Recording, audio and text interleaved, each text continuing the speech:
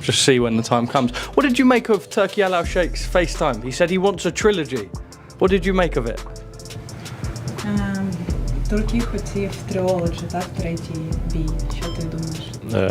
It's one Turkey. Pardon? That's what Turkey wants. Okay. Oleksandr Usyk has finally revealed why he shut down Tyson Fury's desperate plea for a trilogy fight. According to Usyk, it now feels like a waste of time and resources. Let's face it, losing once might be chalked up to a bad day at the office, but losing twice just months apart is no longer about bad luck or glitches. It's simply cold, hard reality. And that was it. Can he come back from this, Tyson? I don't know. Listen, it's up to the man and whatever he wants to do. If he's got a... Usyk has proven he's got what it takes, while Fury is still stuck in denial, choking on his pride after hyping himself up only to be knocked down twice. People in the UK, what doubted my son? I said, every TV company you want sacking off. Sack him off Monday morning, so they don't know. Now Fury and his father are out here spinning conspiracy theories because accepting Usyk's dominance seems to be too much for his ego to handle. Daniel Usyk, well, I want my revenge, Usyk. Well done on tonight. It all happened because, after years of dominating the heavyweight division like he owned it, Tyson Fury felt untouchable. He had an unbeaten streak, a larger-than-life persona, and a confidence level that could probably light up the Vegas Strip.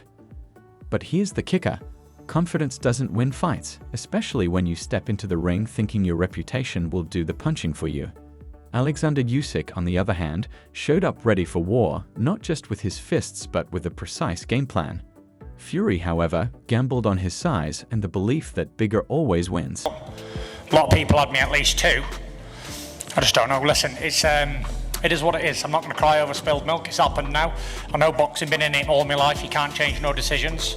But I'll just always feel a little bit hard done by. Not a little bit, actually a lot. But I think when you don't get the knockout, this is... One of Fury's most chef's kiss brilliant decisions was bulking up for the fight.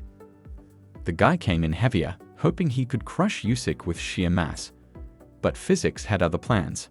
All that extra weight made him as mobile as a parked car, and against Usyk, who moves like a boxing ballerina, it was a disaster waiting to happen. No. What do you want to tell Usyk right now?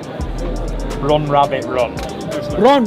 Usyk's footwork was a true masterpiece, slipping in and out of range, landing clean shots, and owning the ring as if he had a deed to it. From the very start, he controlled the pace of the fight, forcing Fury to play catch-up. And his stamina? Unreal. While Fury was gasping for air by the halfway mark, Usyk looked like he could go another 10 rounds without breaking a sweat. It wasn't just physical domination, it was mental warfare. Usyk was the chess grandmaster, and Fury didn't even know the rules of the game. I thought it was dead tonight. I thought you were going to get it, if I'm honest. I swear to God, I thought I wanted my at least 3 rounds. Boss the fight in front for all night. That's why the second loss to Usyk didn't just sting. It completely short-circuited Tyson Fury's ability to process reality. Instead of taking a moment to reflect on what had just happened, Fury stormed out of the ring like a child who had his candy stolen, mumbling about injustice and rigged judges. According to him, he won the fight by at least 3 rounds. 3 rounds. That's not confidence, that's delusion disguised as damage control. 12. Well done on tonight. God bless. I want my revenge for the robbery last time. Let's get it. Let's go. Let's go. Fury wasn't just angry at the judges. He decided to direct his frustration at the entire Saudi boxing system, calling the decision a robbery. But let's be real. There's no robbery when the fighter barely shows up in the first place. Usyk's crisp punches and flawless footwork left Fury with nowhere to hide, and everyone watching saw it, except for Fury, of course. But Fury didn't stop there. His promoter, Frank Warren, joined in the denial parade, calling the scorecards dumbfounding, as if watching his fighter get systematically dismantled wasn't convincing enough. 24 rounds, listen. Now it's already... And as if the denial tour wasn't enough, Fury started calling for a trilogy. But here's the kicker. It didn't sound like he wanted another fight because of unfinished business. It felt more like he was begging for redemption, a chance to rewrite the story because he couldn't handle how it ended. Fury's confidence, the kind that used to make him feel untouchable, seemed shattered. Honestly, it looked more like desperation than determination. Fans and analysts were skeptical, and rightfully so. What was the point of a third fight when the first two weren't even close? Where's Frank? Make it happen. Mr. Excellency.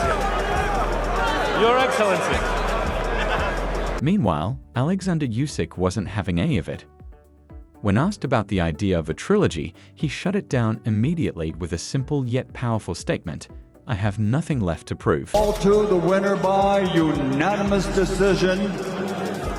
Still undefeated, still reigning. He beat Fury twice, and both victories were decisive. He was tired, it was marked up, and he's now having to say, and he actually called it, didn't he? He said, Turkey allow Sheikh, let's make the fight happen. Why risk a perfect record to entertain the ego of a guy he's already outclassed? Usyk had bigger things on his mind, and a third bout with Fury wasn't one of them. For him, this wasn't about dragging out a rivalry. It was about moving forward, staying focused, and continuing to build a legacy that wasn't dependent on pointless rematches. Where does he go from here? Who? Tyson Fury. There's only one fight, but there's no point me. It's not the time to start calling the fight out. You don't know what Fury's going to do. Maybe he doesn't want to fight again. The one thing I will say is, Fury performed well. You know, it's not like he's a finished fighter. His timing was off. His punch resistance has gone. Usyk's team echoed the same sentiment. They saw no value in revisiting a fight with Fury when the Ukrainian champ had already proven his dominance. Fury, on the other hand, lost his unbeaten record and with it, the leverage to demand anything. Usyk's camp made it clear that they were focusing on meaningful fights and new challenges, rather than engaging in repetitive matchups that wouldn't add anything to Usyk's resume. Efficiency was the name of the game for Usyk, and wasting time on Fury simply didn't fit into the plan. As Fury begged for a trilogy, Usyk turned his attention to new opportunities. Promoters began speculating about potential matchups with other top contenders like Daniel Dubois or Joseph Parker, bouts that would further solidify his status as the undisputed heavyweight king.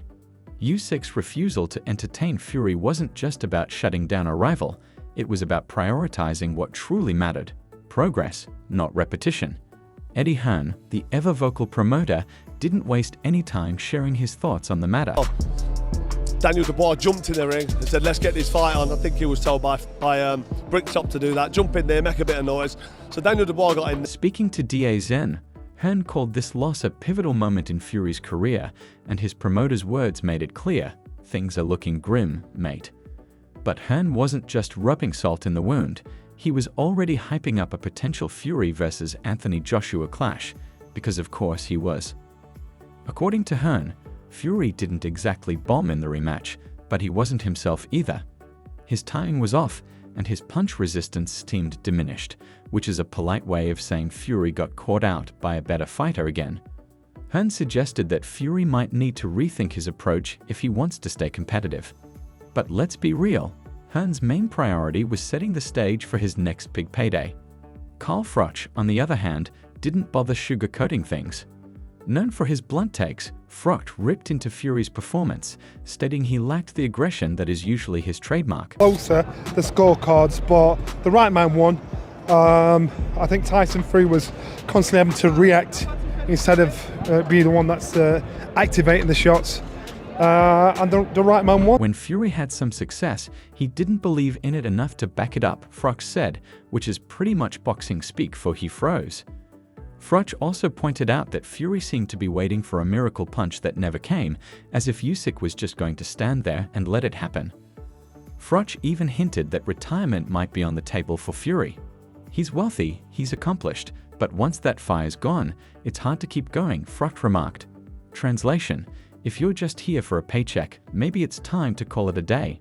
Johnny Nelson, another no-nonsense analyst, spent his time praising Usyk while dissecting Fury's many missteps. That contract, just to be clear. Why don't you shut up? But just to be clear about listen, video boy. No, but the contract. Yeah, just shut up, video. Nelson highlighted how Usyk took control from the opening bell, forcing Fury into a reactive stance. Fury was constantly reacting instead of initiating, Nelson said, which is a diplomatic way of pointing out that Fury looked completely out of his depth. He also noted that Fury's hesitation in the ring was glaring, as if he was second-guessing himself at every turn. Whether it was the pressure of the rematch or the lingering sting of the first loss, Fury just couldn't get out of his own way.